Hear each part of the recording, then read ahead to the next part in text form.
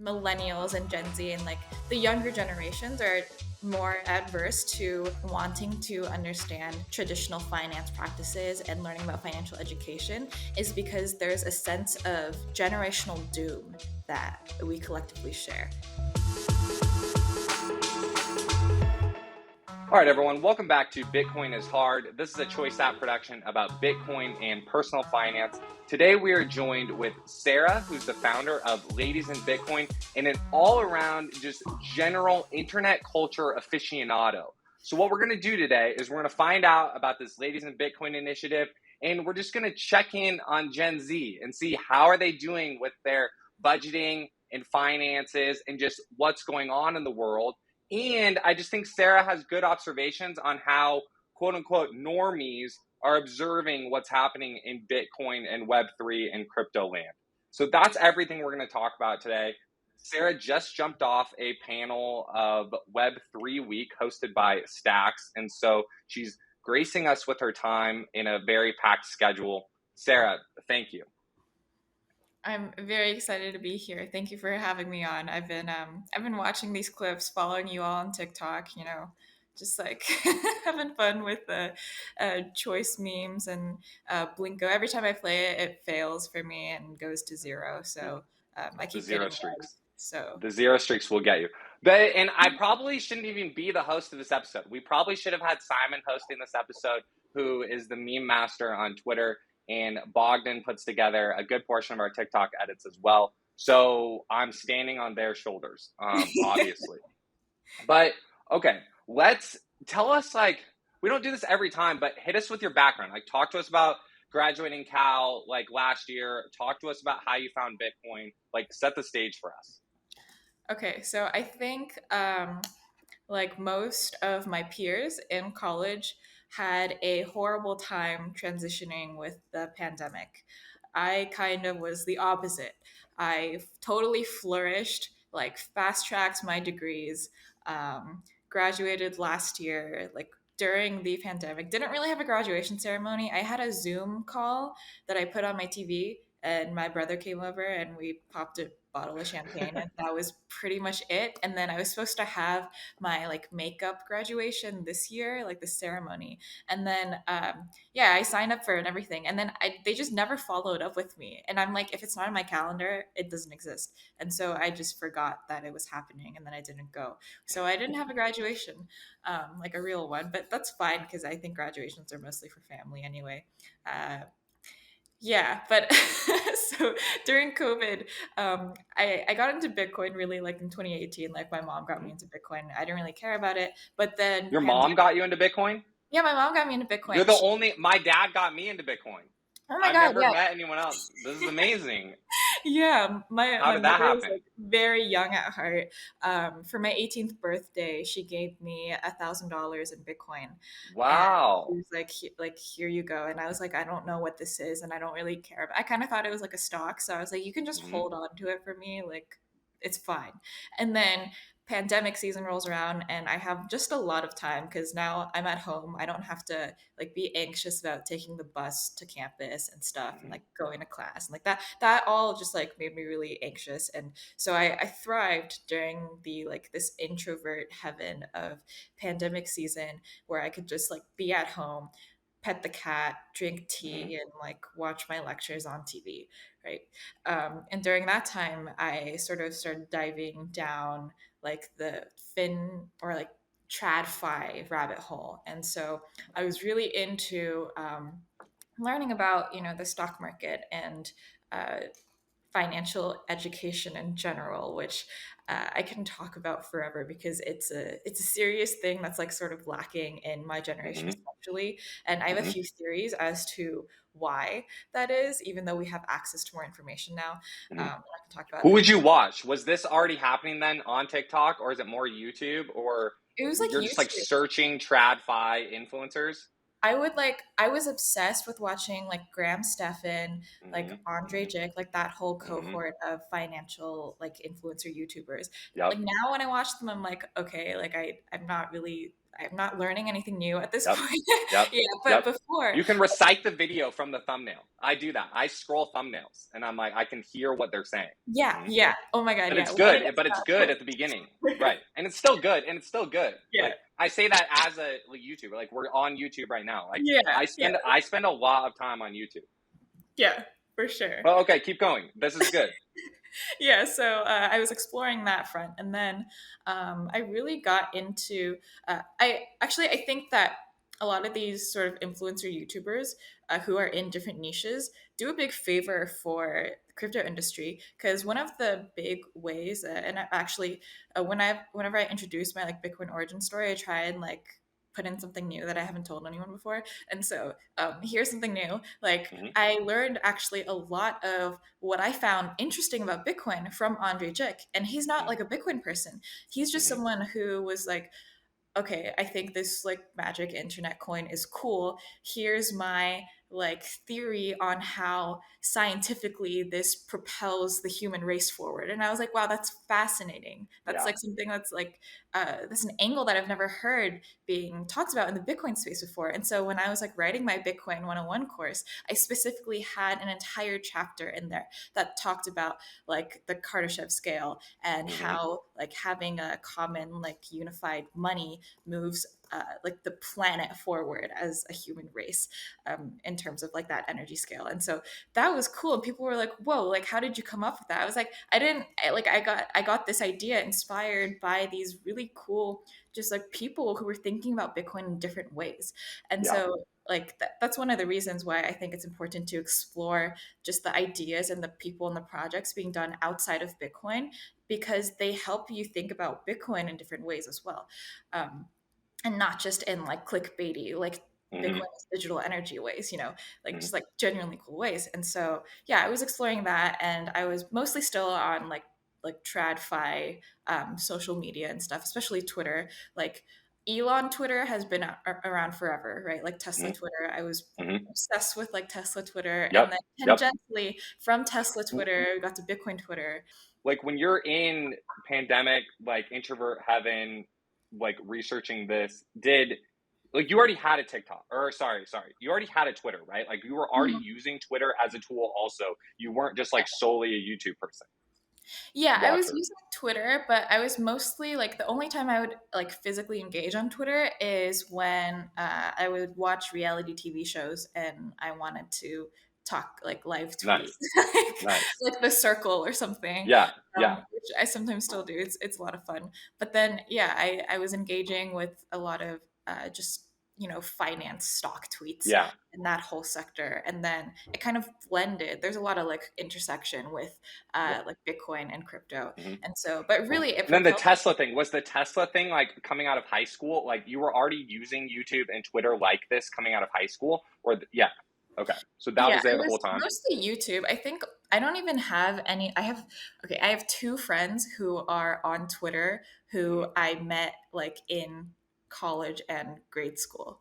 Hmm. Um, Pretty much no one else is on Twitter. Like Yeah. everyone's on Instagram or Because they're I still attached get to. hit a lot with the like, oh, I don't use Twitter. Like I Yeah. get hit with that sometimes. And it kind of started trending younger to me. When I was trying to Mhm. talk to other kids, I was like, hey, there's a global conversation happening on this website over here every day. Like, have you seen this? And they're like, no, we don't use that.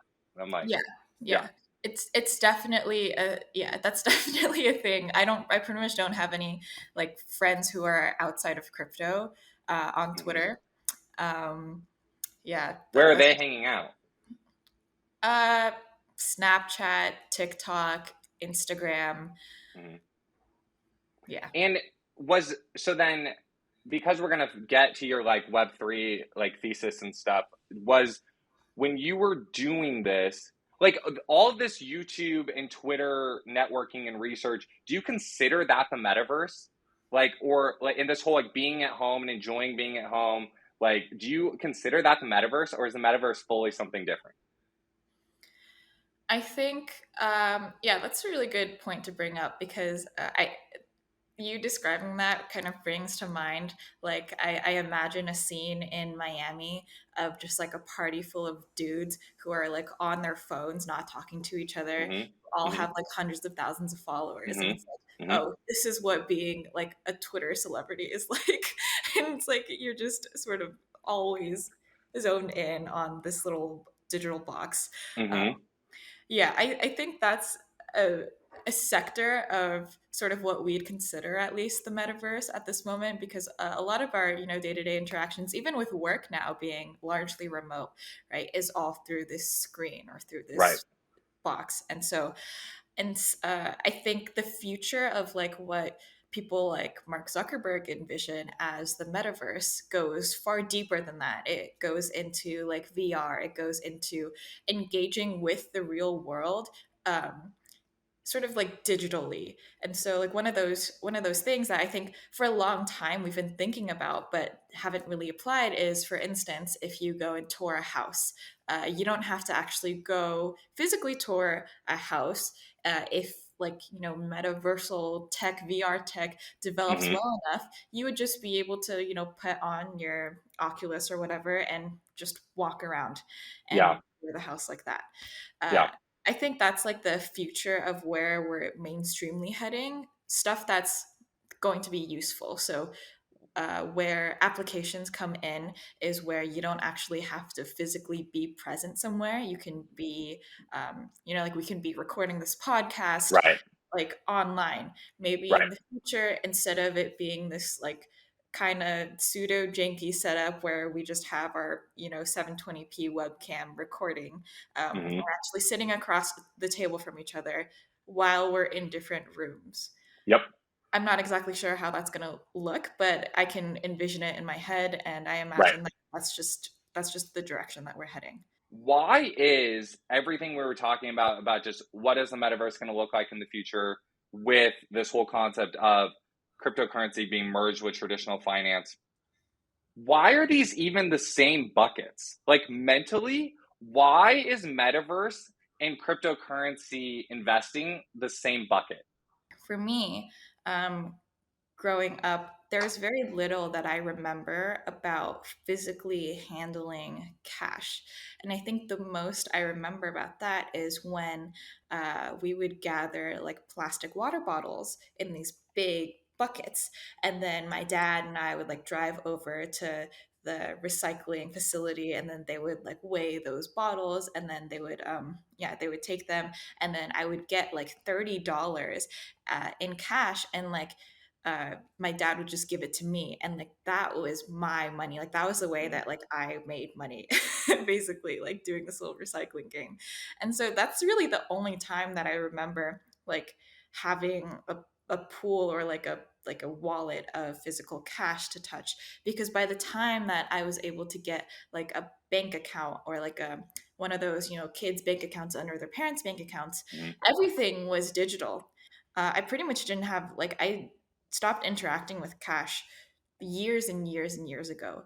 And so I basically grew up in this digital credit economy, and I was very interested in credit cards like the second I turned 18, because I was like learning about building up credit scores and Mhm. credit card points and credit card churning, and like that was sort of what brought me into the whole tradfi world to begin with, because I've always been very much like, okay, how can I maximize like the return that I can get Yeah. from this, I guess, like this credit arbitrage thing that's going on. Because and like even now, like what I notice from a lot of bitcoiners is they're very much like anti-credit system at all. We went from pure fiat to pure bitcoin, and I'm like, no, there's this entire fascinating like landscape in between where you can really take advantage of this credit debt system that is Mhm. like offered to you if you know how to play that game, if you know how to build up your credit early, and understanding loans and debts and cheap cash and all that. And so yeah, I've pretty much always interacted with digital money in that sense.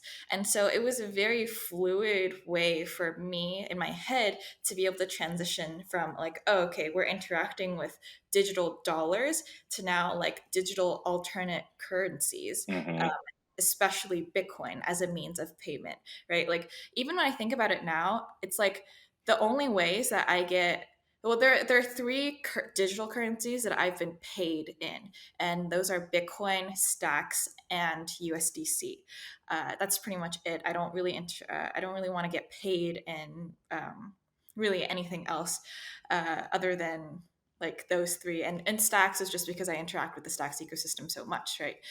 So it's Hmm. like easier to transfer Stacks, but um, yeah, so it's like weird because like Bitcoin has always been this thing where it's like no, you hold it, you don't transact it, but then also it's like Bitcoin is the first currency that comes to mind when I'm like okay, no, I want to transact with it.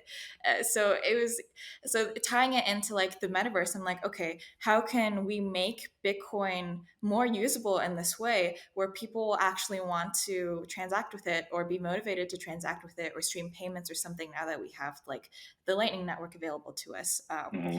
Which like hopefully will improve at the same or like at the same or above the rate of the growth of the Bitcoin network, right? So it's yeah, I don't even remember the original question that you asked me, but No, I think that because I asked how is metaverse and how is cryptocurrency combined in the same thing. Because I think it confuses a lot of people. Like we're like because we're talking about this like future technology, but then cryptocurrency can still be seen as just like oh another stock market or whatever. So no, I think your explanation of how they're merging together and why they're in the same bucket was really good. So then funnel that into you mentioned briefly, yeah, just educating people on you mentioned educating people on like traditional finances too, right? And just everything you said about the taking advantage of the credit system and understanding how to work the game. I agree. The most exciting thing about like those YouTube channels and the reason why TradFi YouTube like takes off is because it feels like life hacks. Like it still feels like this thing of like, yeah, you're right, extracting maximum value, Mhm. making good decisions, and have setting yourself up better for the future. So tell us, yeah, lead us straight then into your um, ladies in Bitcoin initiative, but also take the pit stop at like traditional finance education too.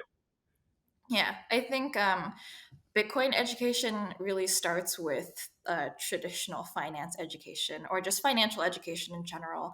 Um, one of my like theories, I think, which is like completely unrelated to anything you just asked me, but one of my theories to why like millennials and Gen Z and like the younger generations are more like adverse to understanding or wanting to understand like traditional finance practices and learning about financial education is because there's a sense of like generational doom that we collectively share.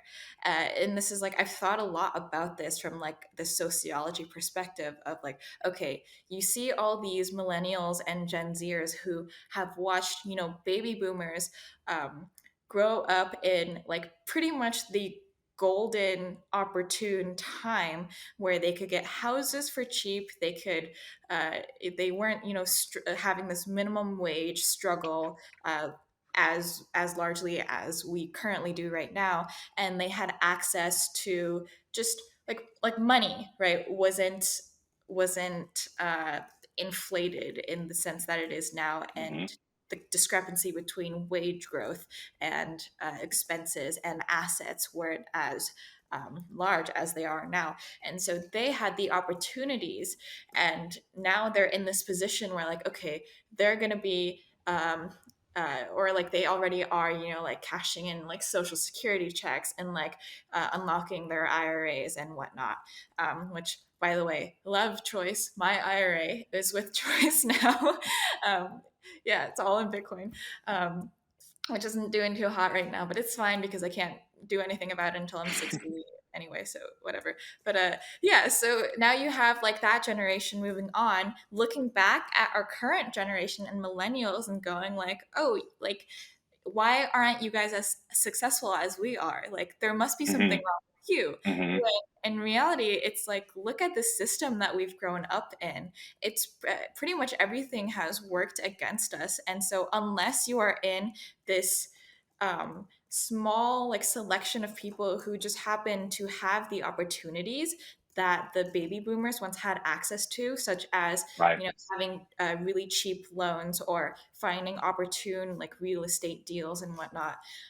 You're in a position where you're not able to take advantage of that, and then collectively as a generation we're like, okay, we're doomed anyway, so what is the point of saving up for retirement? What's the point of paying back your student loans, because it's going to be forgiven anyway, because there's no way that every single like 90% of the people who have loans who are never going to pay them back are going to like be like that people are going to come after us or whatever. Like there's no way Yep. that's going to happen, right? And so like you have this collective doom that's just like, okay, you know what, like if we have impending climate disasters, if we're not even going to live to retirement, if we're not if this system is going to continue to work against us, we're never going to be able to afford a home, we're never going to be Hmm. able to save up enough. Like what is the point of Yep. actually having a this like low time preference or a long term sort of outlook on Right. how you can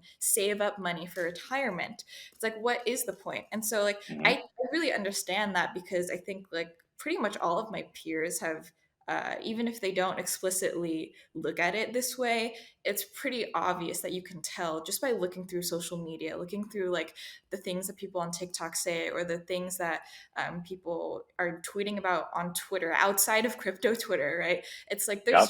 there's just very little hope, and so it's like, what's the point? I used to be obsessed with watching the CNBC like or I still am, like the millennial money episodes Hmm. where they would Hmm. talk about, breaking down their finances, how much they make, Hmm. and like, Hmm. and I watched a few episodes where like I think first of all that series, it's like a pretty inaccurate like demonstration of the demographic that is currently out there in the States at least, because they focus a lot on high earners and people who do have their shit together in terms of finances. But there are also like, I saw this one episode of this one person who was talking about like, okay, she cashed out her 401k early, and she doesn't have like a long-term savings, and she doesn't believe in like IRAs and all that, because it's like, what's the point? It's so far off, my money's not even going to be worth that much Hmm. when I get to that age. And also like people understand, I think social security is like not going to be beneficial for us when we're at that age, it might not even exist, right? But we're still paying those, or paying the current like cohort of baby boomers for their social security benefits, and it's just the entire system is working against us. And so how can you expect us to be thinking that far ahead in the future when we can't even sustain ourselves right now, because everything about the current way that like society and money and this whole system is working against us. So Hmm. that's like my big So, okay, fear. look, so well, that was directly related to the question. No, and so well said. You remind me a lot of my friend Grant Dever. Like, this is immediately wanting me to have a panel between both of you because he talks a lot about, like, yeah, black pilled individuals and like how, and then, but then he also is doing a lot of observing about just Bitcoin and Web3 also, which is why I knew I had this hunch that like I could ask you these questions and you would have opinions about them because so no, beautifully said. So what is the solution or what is the next like what are you keep taking us like on your observations? Yeah, so I think because traditional finance, we have this outlook on, or at least generational outlook on finances in general, just basically being hopeless. I think because crypto is so out there and so just new and disruptive to anything that's happened in this existing system, people are like, oh, like maybe if I venture out into this, like I can find a way to, I guess, like proliferate my income and Mm-hmm. be able to take advantage of this, once again, like resetting the cycle, sort of going back Mm-hmm. to the beginning, back when like the boomers were in this golden opportune time to like rise up with this tide. Perhaps crypto is once again like at this starting point, and it very much is. It's like we're super duper early, right? And so pretty much everyone who's getting into crypto now, and I know that Bitcoin maxis like to say like, oh, you're poor if you're into altcoins. That's just like the complete opposite is true when I've observed the landscape. It's like people are making millions and millions of dollars like at the age of 19. And it's absolutely insane. And it's because they've been contributing and diving fully into this new space in crypto, whatever it is they want to focus on, whether it's like in the previous panel that I was just moderating, you know, whether it's like fashion in the metaverse or gaming or just like art with NFTs or, you know, like finances and remittances and whatnot with Bitcoin, for instance, like there's an avenue for everyone to be able to explore in these niche pockets. Yet we're still in this big industry that's so early that you can get on the train now and you can have a short to long term time span in terms of what you expect from it. And you can have returns as long as you understand that you need to stomach extreme volatility. I Mm-hmm. was watching a interview of Ari Paul on I think it was like what was it, Market Watch or one of those from 2018, and he was talking to this interviewer who was just basically asking like it was funny because it was almost like you could have this conversation, exactly this conversation that they had right now, just change the Mm-hmm. numbers from like 6,000 to 30,000, right? And it's like the exact same thing still applies. Like people are still freaking out about how this entire industry has these extremely hyper volatile cycles. And it's like, yes, when you come into this industry, that's what you should expect because we're at the very, very early stages. And then as time goes on, every single like cycle pocket should become less volatile, but still you're expecting that volatility. And so if you have this expectation of like, okay, crypto is going to survive the next 5 decades, you know, then okay, I should probably take my bets when we're here still and put something in and just not worry about this whole part until we get here, because eventually, like, even if we're at the low of like the fifth Right. cycle, for instance, we'll still be way higher than where we were before, and so, or where we started. So What do you think is the main objection? So then, of the people that have chosen to learn about Bitcoin and crypto, and of those that are choosing to stay black pilled, what's your main observations between those?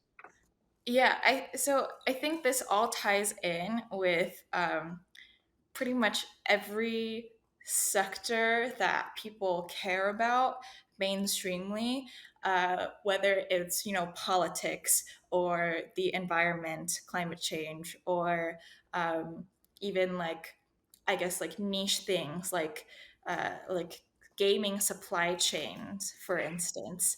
All that stuff is there are hurdles that people there, well, some of them are social hurdles and then some of them are just sort of, actually I think most of them, all, pretty much all of them are social hurdles, because everything that like, I think everyone should be starting from a point of skepticism, because that's how you know that you're actually really thinking about entering the space rather than just gambling on it, right? So Mm-hmm. I definitely like entered it with a lot of skepticism. I started off very much like Bitcoin only, Bitcoin maxi, because I was like, what is everything else trying to do? Like, this doesn't make Mm-hmm. any sense. And then when you start exploring them, you're like, oh, people are going down these different, like, very interesting avenues, and they're trying to create something different and something interesting. Um, and so, yeah, when people think about like, I think we talk about climate change FUD a lot, for instance, with like Bitcoin mining. Um, I think it's important to address that, like, yeah, Bitcoin mining is not always green, and there are a lot of bad actors who are willing to, you know, reopen like coal mines for the sake of Bitcoin mining, which I like disagree with. You know, I don't think that they should be doing that. I think we should be moving towards sustainability practices, and I think because people see this like social narrative as like, oh, there are a few bad actors in here and therefore the entire industry is bad. We need to work on changing those narratives to be like, no, there are people who are in this industry who really care about the same things that you care about. At the same time, we see the benefits that this new technology has to offer for us. And specifically when talking about like Bitcoin mining, for instance, we see the benefits that Bitcoin has. And even though like you can probably argue different perspectives of whether or not it's worth it for someone to like for us to continue to utilize Bitcoin, despite the amount of unclean energy that it currently uses. It's like, okay, how can we work towards improving that aspect while recognizing that there are good things about this about Bitcoin that people worldwide are using right now. And I apply that same model to like Bitcoin Maxi's critiques of the crypto industry. It's like if they think like there's no point to crypto, I guess like you don't see the small benefits that are like nichely currently hidden because the industry is so early right now. But you don't want to be dismissing everything this early because what if in the future, I don't know, I honestly don't even know if like Bitcoin is going to be that dominant sort of like base monetary layer that we Mhm. hope it is, right? But like, what if some other cryptocurrency or some other chain uh, like rides alongside Bitcoin, for instance? You don't want to like just throw that entire industry away just because there are like a few just really bad things happening, like the whole like Luna Terra thing, or just like abundant scammers everywhere, right? You don't Mhm. judge the entire industry by the the few bad actors in the same way that you don't judge all of Bitcoin because there are a few aspects that need to be improved upon, like unclean mining. Do you think it helps? So agree about the healthy skepticism, and like we could go down this healthy skepticism route of people that like are quote like again quote unquote normies, and then people that are already involved in Bitcoin and crypto, or then even within Bitcoin and crypto, how you're saying like there's still you like do have to analyze and like give odds and give probabilities yourself to like how you feel like the technology is developing. So like both work. Do you think does it help like people now this message of like Bitcoin and crypto are separate things? Mm. Do you think that's helpful then, or do you think it's damaging, or like because I feel like it's helpful to like new people that just understanding that they're separate things, and whether they go down the route of Bitcoin maximalism or whatever, that's like its own separate thing. But just on the front end, yes, a bunch of friends made millions of dollars on NFTs, but then a bunch of friends didn't. Like, and so if I'm like putting myself as good as I can, putting myself in the shoe of a black pilled Zoomer, and I'm like, yes, a few of my friends made $1 million on NFTs, but then a few of my friends lost like a bunch of money on other like Yeah. coins. And so now it's just like adding to the black pilledness, you Hmm. know? Yeah, I think well, it's important to differentiate the goals of both industries. And I think it's becoming very clear, even with like, do you remember that A16Z report that was released about like the future of like a crypto at a glance 2022, like Web3? And it was this whole like long list of just protocols and users and data and developer growth and whatnot. And the only time Bitcoin was mentioned was in the developer growth chart. And it was, even then, it was like very sad to see. It was like Bitcoin was like, okay, it's like obviously the furthest along because it's had the most time. But then Ethereum, right? Like this trajectory, Bitcoin's still here. Solana also like on the same trajectory. All these other DeFi protocols on the same trajectory.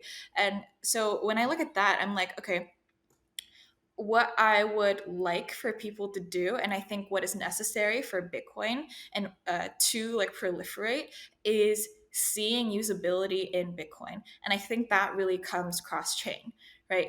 Because or with layers or with Mm-hmm. other sort of like protocols, like that's the reason why I think Stacks is really cool, for instance, because if you have like Bitcoin and you and the way that we're marketing crypto is like, oh, look at all these like new use cases, the utility for crypto, and then look at the utility for Bitcoin. It's going to be like, okay, why would I want to enter Bitcoin? when it's like it's this, and then the opportunity in crypto is this, right? And so what I want to promote really is like, okay, you can find opportunity in Bitcoin by utilizing crypto, or like seeing the things that like crypto can help enable for Bitcoin. And I really think usability is the key to like network growth, because at the moment it's like, okay, Bitcoin is usable um, in like very simple ways like transacting and holding, right? And then even in other ways where it's like, okay, you need to transact privately, for instance, or you're in a place with where cryptocurrency is banned and you absolutely cannot be traced. Like there are a lot of problems with, like lightning being not private, for instance, on the receiving end, or uh, you having to, if you really want to ensure like you break those like UTXO links within Bitcoin, you have to go through these steps of like coin joins. It's like, okay, rather than doing all that, even there are aspects in crypto that have just like solved that problem, for instance with Monero, right? So if you're trying to compare like the use cases of Bitcoin and the rest of the crypto industry, it's like there are a lot of things that the rest of crypto can do that Bitcoin can do, but then the rest of crypto can also do a lot more.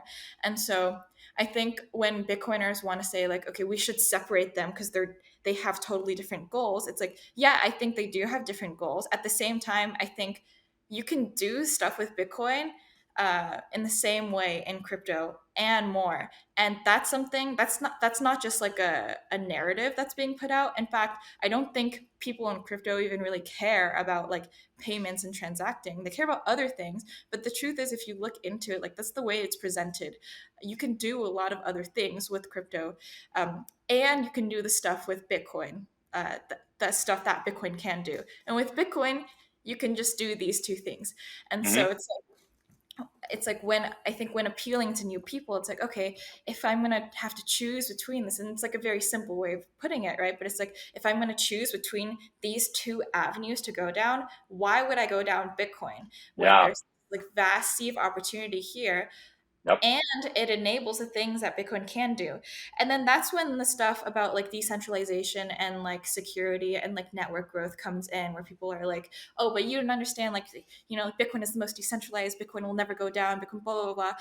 And what I've noticed is that people really don't care. Like these talking points that we're using, like, okay, Hmm. Bitcoin has the biggest network, Bitcoin is the most decentralized, you can, like, Bitcoin has all these like nodes and whatever. People like, most people don't care about proof of work versus proof of stake. Most people don't care about decentralization. What people care about is user experience. And what's like unique about Bitcoin is that because Bitcoin is so nichely worked on, it's like if you're working on Bitcoin, it's because you care about these things, right? And largely the vast majority of people don't care about these things. And so you're going to get bigger network growth in crypto, rather than Bitcoin if you like put them side by side. Instead, Hmm. like I want to see like, okay, Bitcoin is a part of this sort of like vast ecosystem that is growing up together and increasing the utility and other things. Because yeah, and it's like I understand like the concept of trying to separate them, because Bitcoin is supposed to be money and payments and stuff, and then crypto is supposed to be all this other crap with like NFT collecting and stuff. But truthfully, like for instance, like stable coins on not Bitcoin are like vastly used as well. And then just like DeFi, right, is vastly used, lending and all that. And I think the perspective of lending really ties into the traditional finance sea of like credit cards and loans and stuff, rather Hmm. than Bitcoin is very much like, no, it's like cash. It's like Hmm. direct. There's no credit system, which I don't necessarily want to like live in a world that's like cash direct, because I know how to take advantage of this credit system, this amazing like debt loan system where I don't need $1 million to buy a house, right? I just need 100,000, and I can take advantage of this debt system that allows me to. And even though there are problems with that, I don't think that like the cons outweigh the benefits of being able to interact with that system. And that's exactly what like crypto DeFi is doing. They're saying like, okay, there are clear benefits to this sector, but there are a lot of problems. Let's try and solve those problems. Let's try and take out these middlemen. Let's do them automatically, like on like these public ledgers that still or like that are secret rather than like private, for Hmm. instance. Or there are also like private ones that you can transact and interact on. And yeah, that's pretty much like my overview of comparing like Bitcoin to crypto, because I think Hmm. while it's important to note Bitcoin's specific like utilities and why it matters. Like obviously we know that decentralization is like this like it's like a bottom line, right? It matters, and the truth is that other people don't really care. What I've noticed in crypto, interacting with people in like NFT groups, for instance, is people are starting to enter the ecosystem not caring at all about Bitcoin. They're Hmm. starting to enter the ecosystem just from like a pure crypto view. It's like, oh, I got my first NFTs. Now I'm just going to exclusively interact with NFTs and like DeFi lending and staking my Do, altcoins and whatnot. And then Bitcoin, because it's this totally separate thing, like I don't need to worry about Bitcoin because Bitcoin is boomer tech. Like that's what I'm seeing happen, and it's like mhm, that's something that I really don't want to happen mhm. as a Bitcoiner who's like, no, like look how cool Bitcoin is. Like there are these aspects of Bitcoin that no other cryptocurrency has. And it's like, yeah, but do we care about that? And so I'm trying to figure out the angles of like how can we get people to care about Bitcoin who are coming into crypto, who Yep. see Bitcoin as this Th- outdated tech that yeah. Perfect observations. Like, so what my brain jumps to is this is where my brain jumps from like the online to like in real life. And that's immediately where I start to ask questions about like, then, you know, Bitcoin gets beat up a lot about like, well, how I can't take it to Walmart and like get groceries or whatever. And it's on, but then, and I keep hearing when we just say like, oh, you can do a lot of stuff with crypto. You can do a lot of stuff with crypto.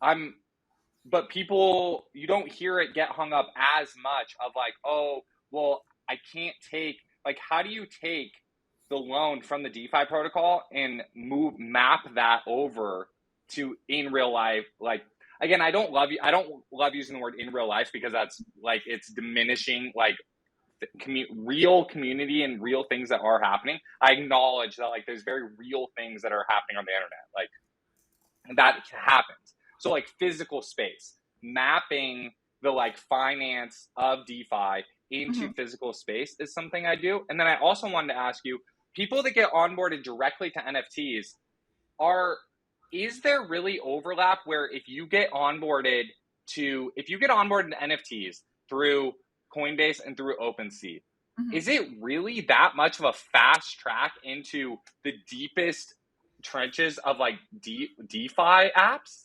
Like, is that really a fast track, or do people stick at like NFTs and just use that as it is, and then cash out back to Coinbase? I think that's a really interesting like thing to be able to observe, which I directly don't like haven't been able to Mm-hmm. observe it. But I'd imagine that because the crossover is so like intricately linked. So when you look at like crypto influencers, for instance, right? I'm just taking like crypto influencers versus Bitcoin influencers. Bitcoin influencers talk basically solely about the usability of Bitcoin and Lightning and wallets and security and all that stuff. Crypto Mm-hmm. influencers, it's like you have waves of like them considering like the trends in NFTs.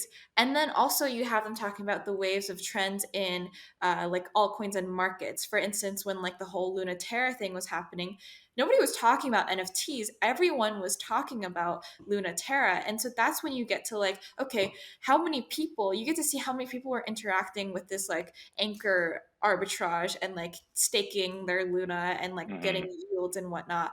And it's pretty you find that there's a big crossover between people who are just utilizing crypto in general. So whether it's NFTs or it's DeFi, like they're all using every aspect of it. And that's just an observation that you can take from social trends, Yeah. not necessarily from like, I wouldn't actually know if this is how it happens, but this is what people are talking about, right? Yeah. So when people are talking about like altcoin yield farms and whatnot, and then also NFTs, and they have these like public portfolios. It's like, okay, the people who are getting into crypto are largely following the wave of crypto influencers that are Yep. arising, and the crypto influencers, the traders, are interacting with pretty much everything. And so I do see like more of that crossover, and I'm wondering like the reason why I think like stacks is cool is because in that sort of crossover, you get crossover to unlocking Bitcoin DeFi. So things that Stacks is like the Stacks 2.0 protocol is like pretty new. It's about a year and a half old, right? But you can already see applications and dApps being built on stacks that are with the goal in mind of unlocking Bitcoin DeFi or native Bitcoin usability, or having wallets that have like stacks and Bitcoin, where Yeah. you're able to like buy an NFT with Lightning, for instance, which you can already do over on Gamma with like LN swap and stuff like that. Yeah. No, shout out to Ellen Swap. Ellen Swap's very amazing. Do you, and perfect answer too. I agree with you about, so then the influencers, yeah, cover both and they churn through the stuff. And so that's Yeah, how you pick things up by osmosis, because yeah, you're using NFTs, which is crypto. So then you're somehow on the Luna video because it's crazy what just happened. And so that's how you, yeah. So perfect answer. So then, and what's interesting to me is that so for a certain segment of people that come in this direction, it's almost like Bitcoin is no longer, this is fair. Like multiple people have said this in multiple areas. Bitcoin is no longer at the quote unquote top of the funnel, like for crypto. Like yeah, it's at the yeah. bottom of the funnel. Like you're getting onboarded through this like NFTs and things like that, and then you watch the videos, and then it's like you arrive at it and have an opinion about it. A preconceived notion that I have, that walking into this bias that I have, is that Bitcoin, now of all of this, like Bitcoin is already like mapped to the physical world stronger than like other like crypto is. And Yeah. that could just be purely like me biased or whatever. But so that's where I wanted to ask these, so you're onboarded to crypto through NFTs and watching influencers, and then you're like, what's the flow, what's the personal finance flow then of someone doing that? Like they're getting paid to their checking account at the bank, they're using most likely Coinbase, maybe a different exchange, and they're participating in bidding on NFTs and doing that thing, maybe uploading them to social media, maybe them own or joining the Discord, chatting with people, maybe using it at a physical venue for an event or whatever. So, but then if when they think about that NFT, when they're like thinking about first off, I should ask, like, do these black pilled to crypto Gen Zers, do you even think about your net worth, like in terms of like how the assets that you own, and like you're leveling up in life, like you're going through the video game of life, like working at your job, collecting the things, like, you know what I mean? Yeah. How you're measuring like how well you're doing in some capacity. Are they mapping? They're still mapping that back to their legacy bank account, or do you think they are like moving into this new world? Yeah, so I don't necessarily know how other people operate, but I can tell you like the way that I think about it. Mm-hmm. The way that I think about it, and I think like, and I picked this up from social trends as well, right? One of those like wealth mapping tools is like social clout. I think that's a really important one that people sort of miss out on, because followers do matter, especially like engaged followers, because a following, especially like, I think Bitcoin influencers don't, like the older ones at least, don't as much know how to take advantage of social clout. But like my generation of just influencers on TikTok, Instagram, and whatnot, they really know how to take advantage of follower count, and followers equals money, right? Equals status. And so as long as, I think like for a lot of people, it's more important to build up follower count than it is to build up numbers on like a bank account, because follower count is potential for more money. Like I agree. Like attention is currency, and like thinking about like yourself, and that's the reason why taking it all the way back to the thing of like joking that watching YouTube and on Twitter and like this to me, and this could make me sound old or whatever, but to me this is the metaverse. Like I'm art, like this is the Yeah. metaverse. I'm the same. Like I am the Brian character. Like on Twitter, in my video call with you, in my private work call over here, and at and in real life or in physical space like conference, like that's all the same thing. Like so that's yeah, and then that's how I've and then it's like to me Bitcoin is like the base currency of the metaverse, like and of legacy. Like that's what's happening, and that's why we just appreciate like your candidness and everyone's candidness on the show about personal finance, because it's like we've never had to have people that wrote the personal finance advice before us were only living in one reality. Like they Yeah. weren't living in two realities. And so we're writing the new personal finance advice.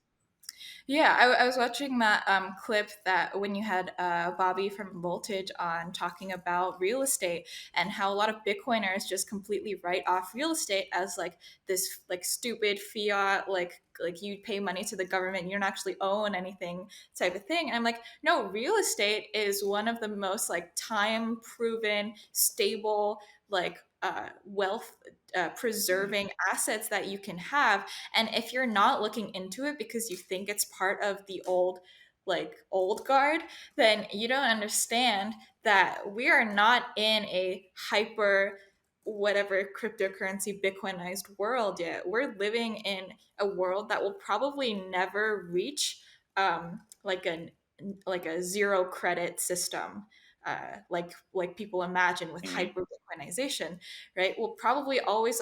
So while we're in this time period, you need to take advantage of every single like aspect of finance that you can, and that like in real estate I think is like a big one. I'm a big proponent of like Yeah. having real Well, estate and it has a giant YouTube community, like as well. Like, and we yeah, talk about communities and social clout has power.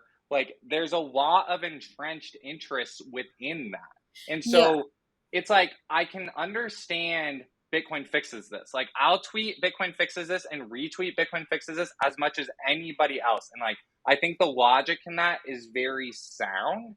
I think, and what I've heard you saying is like just having this complete dismissiveness though of mhm, the way that someone from a real estate perspective would perceive crypto, or someone from like black pilled or hope filled zoomer would perceive crypto, or someone who coming from whatever lens, like, and we should wrap up on you just hitting like ladies in Bitcoin, like yeah, someone perceiving it as a different way. And so to completely just dismiss that, it almost like undercuts how good the logic is.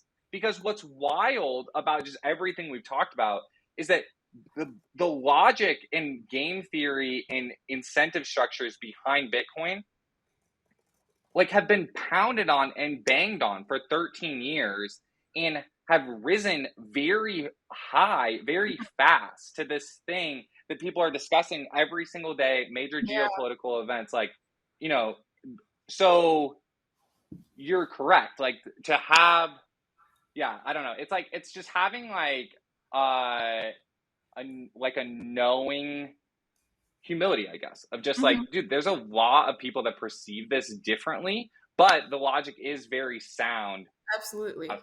That's what's wild about it. I would apply that same model to like crypto, right? Crypto has built up like people. The reason why people are interested in entering crypto is because, or like DAOs or NFT communities, for instance, is because of that community that's been built up. And so it's like, it's the same way of like looking at like real estate and thinking that it's like an outdated sort of market that's not going to return anything anymore. But then like if you're in it, you notice this like vibrant community that has like basically entrenched itself as like, okay, this is an asset that's never going to go away and never Mm. going to lose value. Same with like if I'm looking in onto crypto and I don't really see anything like as a Bitcoiner. I'm like, okay, that sounds really stupid and scammy. And then once I'm inside, I'm like, oh my God, like these are people who genuinely like care about their community aspects. And it's incredible to see. And it's very eye-opening, I think, for like me as like a Bitcoiner to be like, oh wow, like they're trying to solve problems and they're trying to do things that like I guess like they really care about it, and I can respect that a lot. And I think like same with the Bitcoin community, like building up your Bitcoin community is important, and even like in a metaversal way. And so actually something that I think about when I like anytime I see any of your tweets or your posts or anything, or like I'm looking at you right now, what I think about is the first time that like the first month that I was on Bitcoin Twitter, for instance. I remember you, I followed you, and then like I was like tweeting about all these like random Bitcoin questions because I had no clue what it was basically. And then like you followed me and you're responding, and that's how we sort of built up this community. And on like my Strike app, like I used your referral link to get Strike because I had no clue what Strike was. And so I still have these like 5 friends who are on Strike, and one of them is you because I got your like referral from like the Twitter community on in Bitcoin, and I just think that's like really cool. Why that makes me feel good is that in an analogy of that for me is like Pierre Richard would message me back. Like I would ask a question, he would write me back. And I'm not the only person. He would write lots of people back, like Mhm. thousands of people back. And so in mapping that to the legacy world, like I'm taking a random shot at politicians out of nowhere. Like politicians don't write you back. Like they don't get in the comments with you and talk about what we're doing. They're not living in this, call it online world, call it metaverse, call it whatever you want. Like they're not over here with us, like the plebs, like the humans having to deal with the offline realities of the reasons to be black pilled. So like, and that's why I think you do find that. That's why I have a lot of hope and optimism, and why I try to work on Bitcoin community like in the way that I do. Yeah. Yeah. So no, I really appreciate that. And then our final question that I like to ask every guest is, what is a Bitcoin product or service that doesn't exist yet that you want and would use? So my biggest problem with Bitcoin and with the rest of crypto, honestly, is user experience onboarding. So how can we make Bitcoin still like sovereign, but in a way that doesn't require someone to have to like do this process of writing down their seed phrase and like never losing this piece of paper, which is a really outdated practice, right? It's like the social security number practice. It's like, here's a piece of paper that's not laminated. You just have to keep this forever, or else bad stuff happens. You lose your Mm-hmm. entire net worth, your entire identity. Like that's a horrible system. And it's like, how can we solve that system in a way that's like both trustless, retains sovereignty, and also is doesn't doesn't force new onboarders to have to go through this lengthy process that's not really secure, because it's like you have to trust yourself to be able to have all this security. And a lot of times it's like, I even during like my cold storage setup, like I forget my passphrase or like my pass code all the time, and I've reset so many of my wallets so many times just because I've forgotten like the simple code to access those. And so it's like, what happens when someone who is unversed in crypto, like loses their seed that they don't like deem as like super duper important, or is just like on a piece of paper, and like, or in order to actually secure this, you need to go through all these steps of getting like a safety deposit box somewhere, which is a lot of like extra steps that people Mm-hmm. don't need to do. And so it's like, why wouldn't I just keep my money in a bank account then? Like it's very like I'm not really a risky person, so the bank account would probably never like shut me down. So maybe Mm-hmm. it's like until we make like sovereign Bitcoin crypto practices easier than custodial finance practices, we will never get in like the mass onboarding to crypto. So yeah. I've always wondered that too. Why Social Security cards are not laminated? That's the least that could happen. I agree. I agree with that. Sarah, thank you so much for hanging out today. Tell us where people can find you and tell us the URL because I just signed up for your email list at bitcoinladies.org and I would encourage people to do the same. Where can people find you? I'm mostly on Twitter at Satoshi Sarah. And then if you want to reach out to me, email me, Sarah at bitcoinladies.org. And then also DM me that you emailed me because it might go to spam because I have the word Bitcoin in my email address. And then if you DM me, like I suggest doing just like reaching me in pretty much every channel possible. I'm also on Telegram and Instagram at Satoshi Sarah. Yeah, it's just like these communication I guess like flows have just been really horrible for me lately, and I have like 500 unread texts and everything, and it's awful. But if you like are persistent and reach out to me, I promise I won't be annoyed. Just like just reach out, and Perfect. then at Bitcoin Ladies on all socials as well, and trying to work on solving this problem of like appealing to communities and how can I basically appeal to the women of the world to help them understand that like Bitcoin is cool and useful, and here are the ways that it can be useful for you as a tool for like financial sovereignty and freedom. Yeah. Perfect. Love the mission. Thanks so much for hanging out. Thank you. Hey all, this is Brian. You can reach me on Twitter at Harrington. Shoot me a DM with any feedback from today's episode. This has been a Choice App production. Bitcoin is becoming centric to personal finance, and we want to help you learn how to better engage with Bitcoin financial services. None of this is financial advice and is for education and entertainment only.